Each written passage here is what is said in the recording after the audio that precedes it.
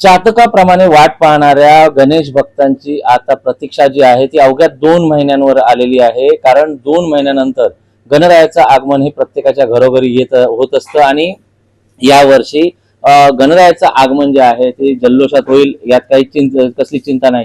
मात्र मूर्ती शाळा ज्या आहेत या गणेश भक्तांसाठी ज्या आहेत त्या सज्ज झालेल्या आहेत। मूर्ती शाळांमध्ये मूर्ती बनवण्याचं काम जे आहे ते सध्या सुरू आहे। मूर्ती शाळांमध्ये प्रत्येक जिल्ह्यातील प्रत्येक मूर्ती शाळांमध्ये अशाच पद्धतीच्या मूर्ती तयार करण्याचे, मूर्ती साकारण्याचं काम जे आहे ते मोठ्या प्रमाणात सुरू आहे।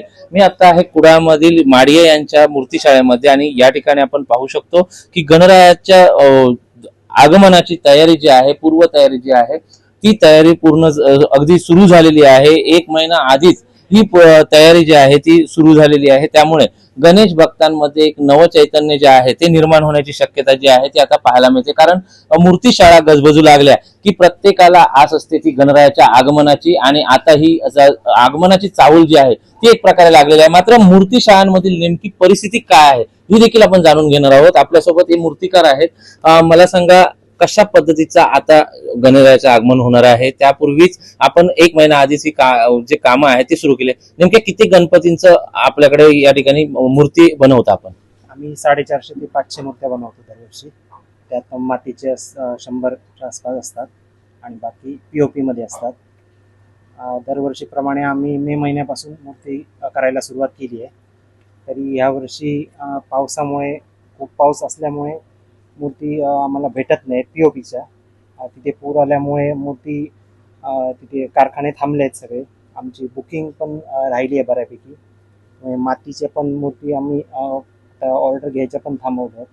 काम थोडे दिवस असल्यामुळे चालू आहे काम आमचं, युद्धपातळीवर सुरू आहे। मूर्तींच्या किमतीत काही वाढ होऊ शकते का? हा, यावर्षी मूर्तींच्या POP मूर्तींच्या किमतीत, मातीच्या किमतीत बऱ्यापैकी वाढ झालेली आहे। 30% तिथे POP मूर्ती वाढल्या आहेत। परत प्लस गाडी भाडं वाढले, कलरच्या पण प्राइस वाढल्यामुळे मूर्तींमध्ये बऱ्यापैकी किमतीत वाढ झालेली आहे।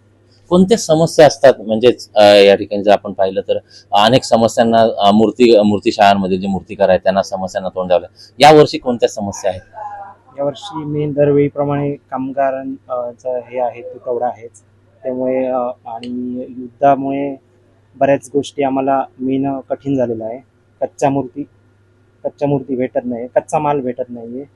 त्यामुळे तो बऱ्यापैकी आम्हाला तर जर पाहिलं तर आखाती देशातील युद्धाचा परिणाम देखील या मूर्ती शाळांवर झालेला पाहायला मिळतो। त्यामुळे या वर्षीच्या मूर्त्या ज्या आहेत त्या देखील महागण्याची शक्यता जी आहे ते मूर्तिकारांनी व्यक्त केलेली पाहायला मिळते। व्हिडिओ आणखी सविशाल रेवडे करायला मराठी, सिंधुदुर्ग।